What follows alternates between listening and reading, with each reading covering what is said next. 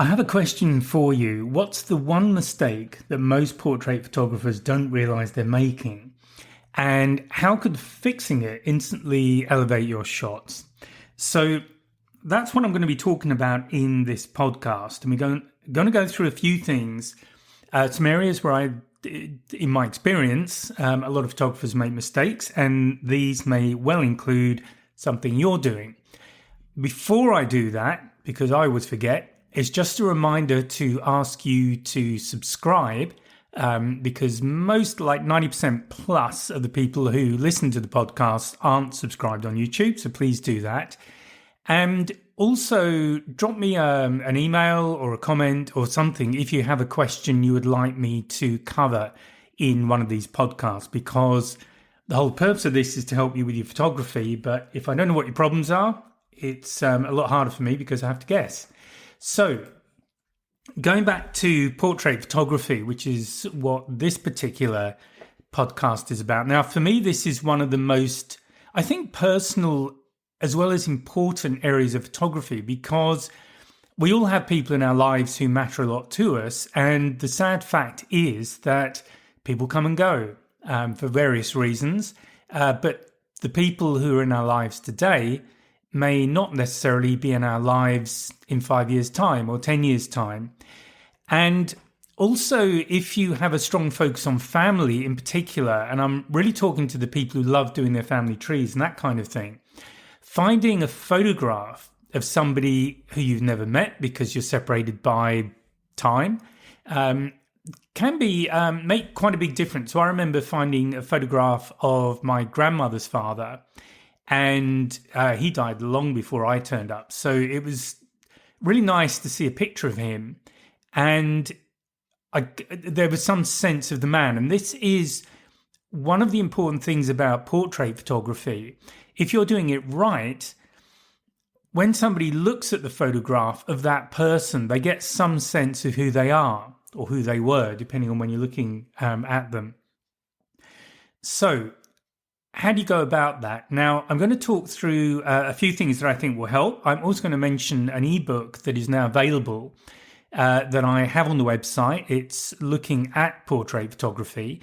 It's I put out some quite low cost books because I think they're it's good to get thoughts, suggestions, maybe insights into some of the techniques that are used, but I don't want to make these things really expensive. So the idea is to make these ebooks, first of all, immediately available straight away, and they're available as PDFs as well as the ebook format.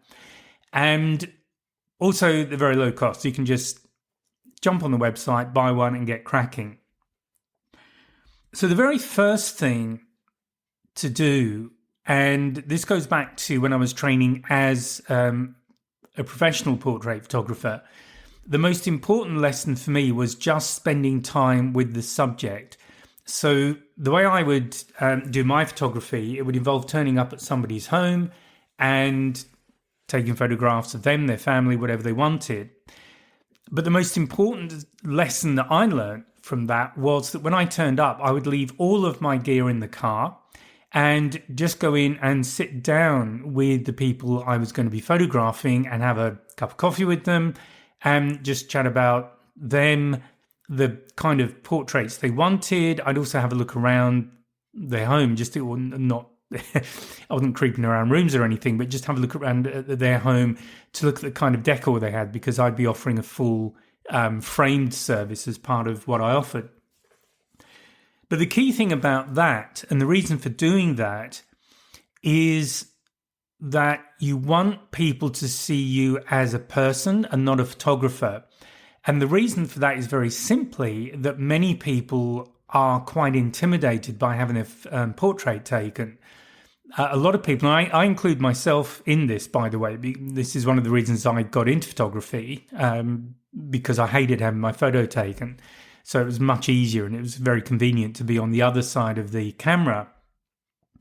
But you have to remember that this can be quite a stressful experience for a lot of people if they're not used to it. So the most important thing you can do is to get them to relax with you and see you as a person, have a chat to them, get them talking to you. And it's like when you meet anybody new, and if you think of just social situations, if you're meeting somebody for the first time and you may be looking at some kind of relationship with them, it could be a working relationship or something else. Initially, there's that kind of tension. There's that wondering what they're like. Are they a threat? All that kind of stuff will be going through somebody's mind. So as a portrait photographer, the most important thing is to get them to relax and to begin to trust you. And the best way to do that is to get them talking about themselves, because we're all more comfortable, I think, and we're more comfortable, I think, talking about ourselves, but also everybody likes to feel heard. So one of the things you can do is just chat about maybe what kind of experience they've had with portrait photographers in the past. What did they like? And one of the things about asking the question about what did somebody like about something is that 9 times out of 10, if there has been a problem, they will volunteer it. So you don't have to ask if they've had any bad experience with portrait photographers. Focus on the positive. So or even just a general question, what's your experience been of portrait photographers? Have you had your portrait taken before? Just those kind of open questions so that they can tell you about their experience. And in doing that, you can just listen for potential problem areas. Maybe someone was a bit abrupt with them. Maybe someone was a bit unsympathetic when they couldn't do the pose or whatever it might be. But just listen to what the problems are and get those out. And then the other thing is to just get an idea of the kind of shots they want. Maybe who the photograph is for. It might be for a particular person. It might be for a particular event. But get a good understanding of that. Let them really tell you everything about this shoot that they want to have as an outcome.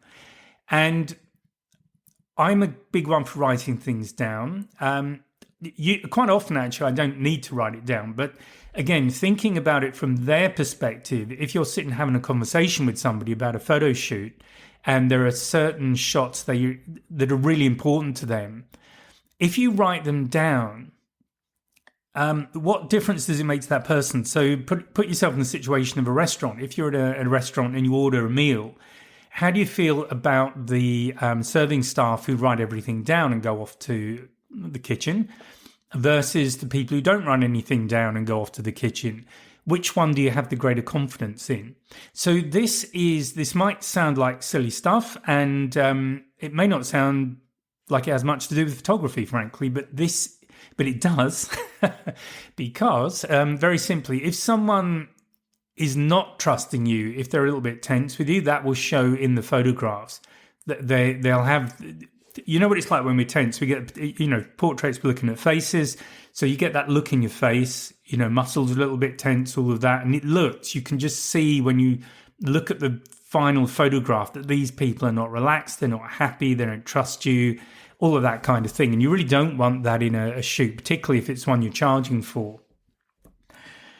So take that time and just talk them through, once you've got the list of what they want, just talk them through what you've got in mind, the kind of poses you do.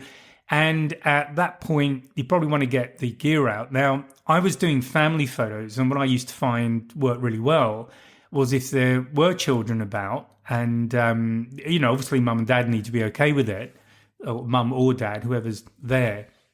But quite often the kids would want to get involved. And it was actually a great way of keeping them focused on the shoot, because children notoriously have a very short attention span. So if you get them involved in the process, then they will stay with you for a lot longer. So one of the things I would do would get them to come and help me get the gear out of the car if it's obviously safe. And just small things they could carry for me, because kids love it. They love to be involved in what's going on. And I would always have a prepared shoot list. So it was a kind of just a basic standard shoot list of what I would do with a family. Now, that's for that kind of work, but for the portrait work you're doing, if you don't have a shoot list, I suggest you think of one. And the kind of thing that's in there are just headshots, maybe 3/4 shots, full length shots, group shots, individuals, If it's a family group, I might get mum and dad together. I might have the kids on their own individually and then together. If there's more than one, the whole family together, all that kind of thing. So I'd work out what I wanted to do. Now, another option you have, and again, it depends what the shoot is for, is that you might do a costume change, as it were. So again, the tip there, if you are doing a more formal shoot, maybe initially, so you might do it in more formal clothing, and then you do an informal shoot, so more casual clothing, always do the formal one first. And the reason for that is that during those initial shots, the subject is likely to still be a little bit tense, even though you've relaxed them, because you are now doing it. You're not talking about it. You're actually going through the process of the shoot, the photography. So they've kind of got to get over that nervousness that they will naturally have if they're not comfortable in front of a camera. Just a thought, with selfies these days, I might be not talking so much about younger people, but certainly people more my age may not like it that much. So do the formals first, because if people are a little bit stiff, a little bit tense, it won't take away from the photo. You kind of expect that a little bit with a more formal pose. And hopefully, once you've gone through that process, they're starting to relax more in front of the camera. So the kind of things to do when you're shooting is, first of all, with the poses, make sure you've got a few poses in your back pocket, as it were. So a few standard things, and be prepared to show them. So I would always turn up, not scruffy, but ready to sit on the floor or do whatever I had to do. So I would show people how I wanted them to pose, first of all, and it might literally be sitting on the floor or sitting wherever, because I used to like finding more interesting locations to do shoots, but that's another subject, really. So know some poses and be prepared to show people how to pose, and then just help them get into the pose. Now, when you're shooting, always be positive. Give them lots of feedback. So you say, oh, that's great. I love that. Now, can you just move your hand slightly to the left? Or can you now look to the right? And that's fantastic. And look at a car or a tree or whatever, something they can see. Give them something specific to look at. If you don't want them looking directly at you, so that might be one of the poses or one of the sequence to have maybe head and shoulder type shots where they're looking directly at the lens, and then off to one side of the frame, so out of frame somewhere. So have a think all of that through, but give them very, very clear instructions. Give them lots of positive feedback. If they're getting it wrong, just say something like, that's great. Now let's just try you with your arm slightly elevated, or in fact, let me just show you how I'd like you to do that. But it's all got to be positive. The other thing is to show them. So the great thing about digital photography, because I did this with film, which was a lot harder, is you can show them some of the photographs. So as you go, you can show them what you're shooting, and if they like the results, that's going to relax them a lot more, because obviously what you're doing is you're building trust.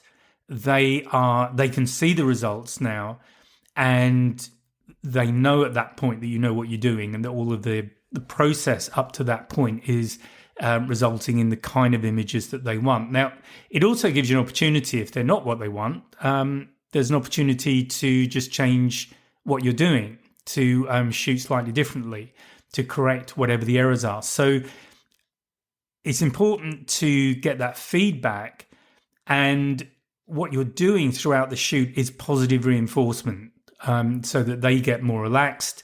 They feel more positive about what you're shooting. When it comes to the informal stuff, then you can maybe play around a lot more. But generally at that point, they are a lot more relaxed. They trust you. They trust your process. And that will make the whole shoot go much more smoothly. So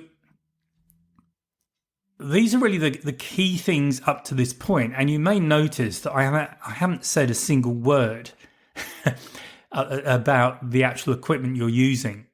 So this podcast isn't a portrait workshop, although I might do one. there is a lot of detail in the ebook. So, and that's designed to be more of a kind of reference. So it'll run through different things, so explain different kind of lighting, that sort of thing. But obviously, you need to have a think about how you're going to shoot people in the nicest possible way. So because I was going to people's homes, I would generally shoot them outside. So I'm using natural light. And one of the things I would do, because often I wouldn't have been to their home before. So I'm working it out on the fly pretty much as I arrive. So there are certain things you've got to look for. And the most important one from a lighting perspective is making sure you've got somewhere where you've got a fairly even light.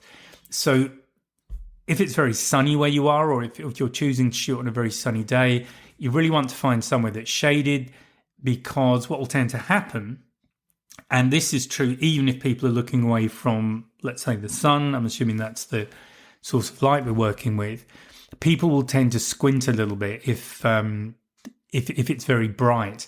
So ideally, you want to find somewhere where you can create some shade. I would look for perhaps walls that were away from the sun. Ideally, the sun would be one side of their home, and I'd be shooting on the other, so that it was as shaded as I could get. But even so, they're probably looking into fairly bright light. So again, that can result in squinting, which you don't want. So really the ideal day, or the ideal kind of weather for portrait photography, is a nice even overcast. So it might not look very exciting when you're shooting it, but of course we've got the benefit of post-processing. So then we can work with the lighting, and we can work with colors. We can look at color saturation if we want to do that. We can shoot in black and white. We can vary the contrast. There's a lot of things we can do in post, and think about that when you're planning the shoot. It's quite likely that there are certain things you'll want to try in post that will give you a certain effect. So I remember doing a shoot with somebody. It was actually at a place called it was Cockatoo Island in Sydney. And Cockatoo Island used to be a Navy facility. It was closed down in the 80s. And it's now been redeveloped a fair bit, I believe. So I haven't been there for a while. So it's not quite the location it was. But for me, it was fantastic because there were all these old industrial sort of buildings that you could use. And I think they've actually kept some of that character, because it was used as a TV location for some reality shows. And there's also camping there and things like that. But there were these fantastic buildings. Some of them were industrial from the time of the Navy yards. There were some cranes there, which were fantastic. And there are also some older buildings that go back to the colonial days. So there are these sandstone buildings. And of course, sandstone has this wonderful colouring if you grab it at the right time of day. So here we're talking golden hour in the afternoon, usually. But it's just great. So again, think about the location that you're using, because this is the other aspect of portrait photography. So you've got catching the person's character, but the other element that I think is also very important is to tell their story. So what's the context? Now, if you're really lucky, you'll be able to shoot them somewhere that has relevance to their story. And the example I generally give is that if you are working with somebody who, let's say, designs boats, you might shoot them in their design studio or their office, wherever they work. So you'll have them in frame, obviously, but use something like the rule of thirds so that you create additional space that isn't them. So that gives you room to create story. And people love stories. So I talk a lot about the visual storyteller, but, be a storyteller. So in that space that you've created, you might have a display monitor for their computer with some drawings on it. There might be drawings on a wall, plans for a boat, if they're designing boats. Or you might choose to locate them outside. So this could be in a marina. It might be at a workshop. If the boats are being built locally, that's a fantastic place to position them. So think about their story. They might be into sports. They might be involved in a club. So if you can get to the club, do that, or maybe have something to do with the club, maybe clothing or banners or whatever it might be.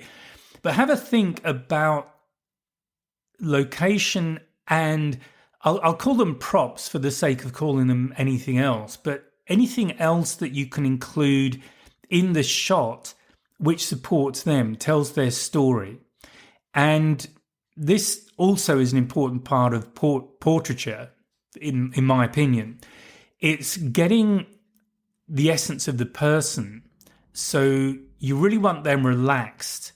You want them ideally looking at you, because we connect with people by looking them in the eye. So the chances are the most powerful shots you're going to get are where they're looking directly into the lens at you.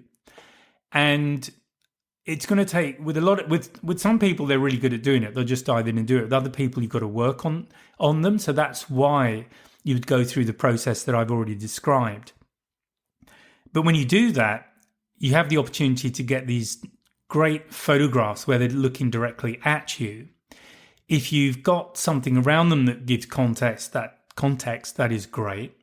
Or alternatively, you might want nothing at all. You might want to go for a really powerful, high impact black and white shot where you've lit it so that their face, or maybe even just part of their face, is lit, but everything else is dark. That can give you very high impact, very powerful shot. The other aspect of black and white, which may work for you, it might work against you, is that black and white, it's all about shapes and textures. So if you're photographing somebody who is older, maybe, their face has the lines of a life, well, let's say well-lived, but you've got all of that life experience in their face. What you have to be careful of, though, is if it's somebody maybe younger or male, female, it doesn't matter, but where they have blemishes in their skin, they might be sensitive about these. And if you go to black and white, if you're not very careful with how you handle those, it can be quite unflattering as a portrait. So be clear about what your client is looking for, but bear these things in mind. So I'm just going to recap at this point, because I think that's probably enough. Hopefully it's given you some ideas, some insights, and maybe shown you where you might be going wrong when you're shooting your portraits. So the very first thing is to really work with the person, become a person to them. So sit down, talk to them, talk about their experiences with having their portrait done, how they feel about it. Are they looking forward to it? Are they a bit nervous? What are they nervous about? Get clear about what photographs they particularly want, and perhaps what they're for, because that also may give you some ideas. Think about including children if they are there. Get them involved in the process. And also, if you are shooting children, shoot them first, because, as I've said, they have generally quite short attention spans, and you don't want them, they'll either get bored or they might get really disruptive. And either way, you don't really want them to upset the shoot that way. One tip when you are photographing them is to give them something to do. So it might be putting something together. I mean, let's say Lego, if they're into that kind of thing. It might be making something, if it's, sandpit or something like that. But have a think about it, get them to do something, and in that way they're absorbed. It will give you a much more natural looking portrait anyway. And again, chat to them. And this is the important thing, whether it's an adult or a child, keep talking. So as you shoot, give them clear direction, show them how to pose, show them what you want them to do. Always say they're doing great, and then add some additional direction if the pose isn't correct, or if you want to do something different. But always give them positive feedback. The key thing about this is to make it an enjoyable experience for them. It will show in the photographs, and also if you are doing this as a business, the chances are that they will refer you for other people. So it's a great way of getting new work. So positive feedback, And then think about lighting. Obviously, if you're in a studio or some other sort of setup, then you've got a lot more control over lighting. And in the ebook, I talk through different types of lighting you can use and Rembrandt triangles and that kind of thing. So you can play with all of those. You can design all of those. If you're doing more natural shots, so you're outside, you've obviously got less control. So the ideal day is when it's a general overcast. So you've got a nice even lighting. And what you really want to get away from is squinting, because the key thing about a portrait is to have good eye-to-eye contact. So make sure at least some of your photographs are of your subject looking directly into the camera lens, directly looking at you. And the best way to get that kind of shot is to build that rapport with them initially. So I think some photographers just want to get in and do it, but spending that time and building rapport with your clients is really important, and it can give you far, far better results than if you just dive in and start shooting. And then the final thing to think about is context, telling their story. What is their story? What can you add to the photograph that somebody looking at it can immediately make some additional connection about this person? Or do you want to go the other way? Do you want to go for a very hard, high contrast, black and white shot, no background, but very high impact? Here we're looking at a particular mood of photograph. And of course, the final thing is to think about post-processing, how you're going to use it. So I remember shooting at Cockatoo Island that I spoke about earlier, and there were some great props there to use. And I was photographing this young woman, and she was mostly dressed in black, but she had a sort of red band around her middle. And I just played with that in post-processing. I desaturated most of the color, but there was just this one bit of color in there, and that I really liked. But again, look at your compositions, think about rule of thirds, think about other things. So that's it. I hope you found that useful. I hope it's given you some ideas. As I say, please subscribe. And remember, there is the ebook. So it is online now. Jump on my website, www.ge.photography. And that kind of includes all the sort of detailed stuff that you might want to refer back to with your portrait photography. And I hope you find that very useful. So that's it from me. I'll speak to you in the next podcast. Bye now. Oh, and just one more thing before you go, just remember to drop any comments that you have or questions, and I'll get back to them in a future podcast. And remember that there's a new podcast every Friday. So if you've enjoyed this one, please remember to like and subscribe, and join me on my mailing list, and you'll get a heads up about the latest podcast. So bye for now.